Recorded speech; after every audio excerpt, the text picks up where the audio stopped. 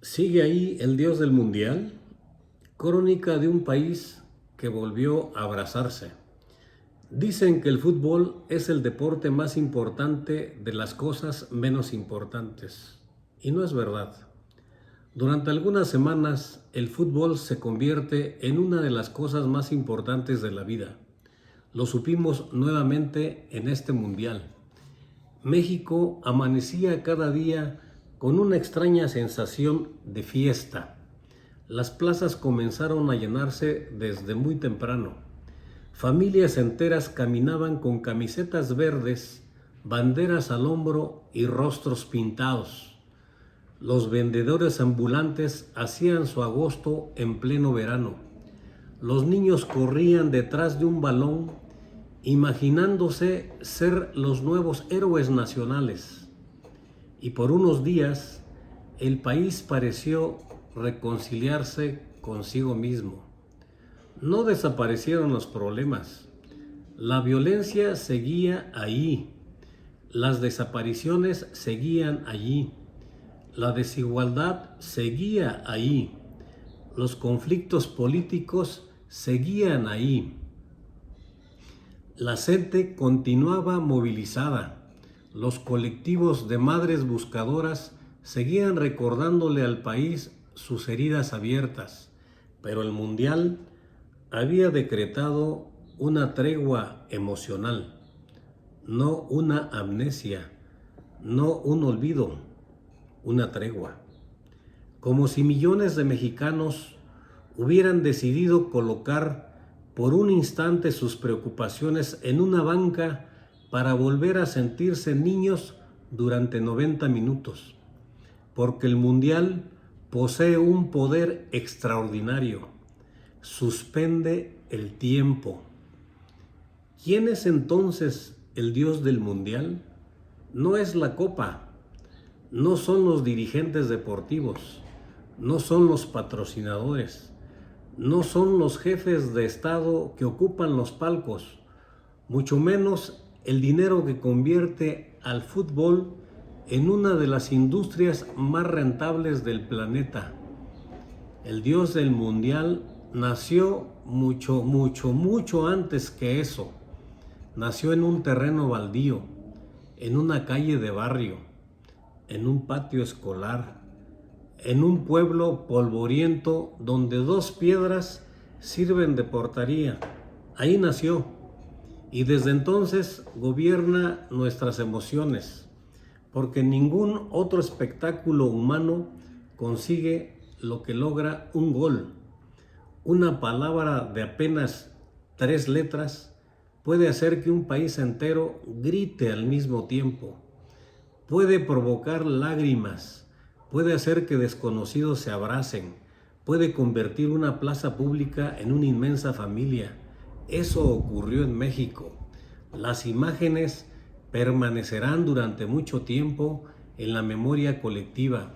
Las calles desbordadas, las plazas convertidas en estadios populares, las avenidas tomadas por una marea verde, la Ciudad de México reuniendo a cientos de miles y luego a más de 1 millón de personas, un país entero viviendo una emoción compartida. Paradójicamente, la fiesta popular nació de la exclusión, porque este mundial también mostró el rostro de la desigualdad. Los estadios fueron, en buena medida, territorios reservados para las élites globales. Los precios de los boletos expulsaron al aficionado común. Los palcos se llenaron de empresarios, políticos y celebridades. El deporte nacido en los barrios parecía cada vez más lejano de quienes le dieron vida. Entonces apareció la calle, las pantallas gigantes, las plazas públicas y el pueblo recuperó el fútbol. Donde el estadio excluyó, la calle incluyó. Ahí estaba el verdadero mundial mexicano, no solamente dentro de los inmuebles deportivos, sino en el Zócalo, en Guadalajara, en Monterrey, en los parques, en las casas, en las escuelas, en los mercados, en los centros de trabajo, donde el reloj se detenía cuando jugaba la selección. Y la selección respondió. Pocos esperaban demasiado de ella. La afición llegaba herida por tantos desencantos. Sin embargo, el equipo nacional fue creciendo, partido tras partido, gol tras gol, recuperando algo más importante que cualquier trofeo, la confianza de su gente. No se alcanzó la gloria máxima, pero tampoco hubo vergüenza. La derrota dolió, siempre duele. Sin embargo, dejó una sensación distinta, la impresión de que México vuelve lentamente a sentarse en la mesa de las grandes selecciones. Y eso bastó para reconciliar a millones de aficionados con su equipo. Tal vez por eso la eliminación dejó lágrimas, pero también dejó orgullo, porque la afición volvió a reconocerse en su selección, volvió a sentir la suya, y cuando un pueblo se reconoce en algo, ocurre el milagro. Las diferencias se suspenden, las ideologías descansan, los resentimientos se hacen pequeños. Durante 90 minutos solo existe una bandera, una camiseta, una esperanza, y ahí existió la verde, la de México. El Mundial nos recordó algo que habíamos olvidado.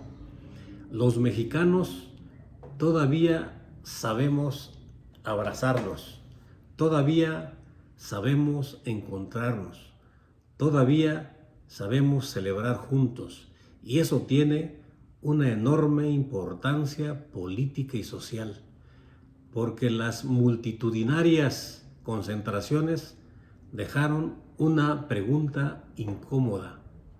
Si somos capaces de movilizarnos así por el fútbol, ¿por qué no logramos hacerlo con la misma fuerza ante la corrupción, la violencia o la injusticia? Quizá la respuesta sea que la emoción también es una fuerza política. Nadie obligó a millones de personas a salir a las calles. Nadie las acarrió. Nadie las organizó. Las movilizó una ilusión compartida, una identidad, un sueño.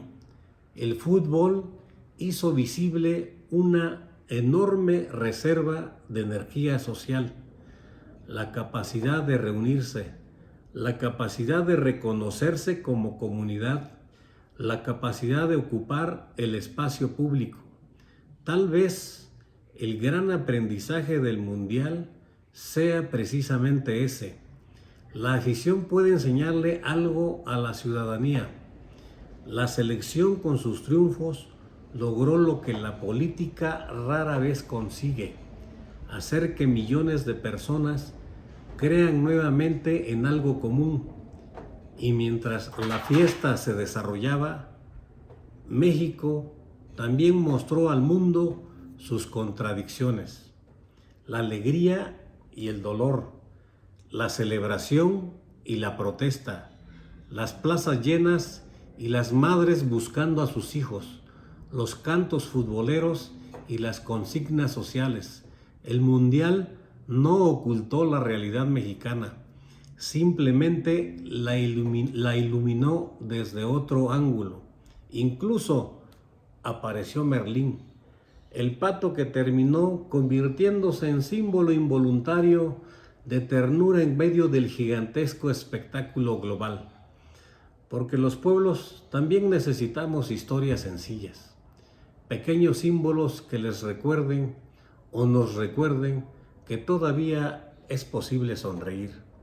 Y ahora que ya conocemos a los finalistas, España y Argentina, y sabemos que entre ellos se encuentra el próximo campeón del mundo, la pregunta vuelve a aparecer: ¿quién es realmente el Dios del Mundial? No es quien levantará la copa, no son las grandes organizaciones deportivas, no es el dinero. no son los poderosos.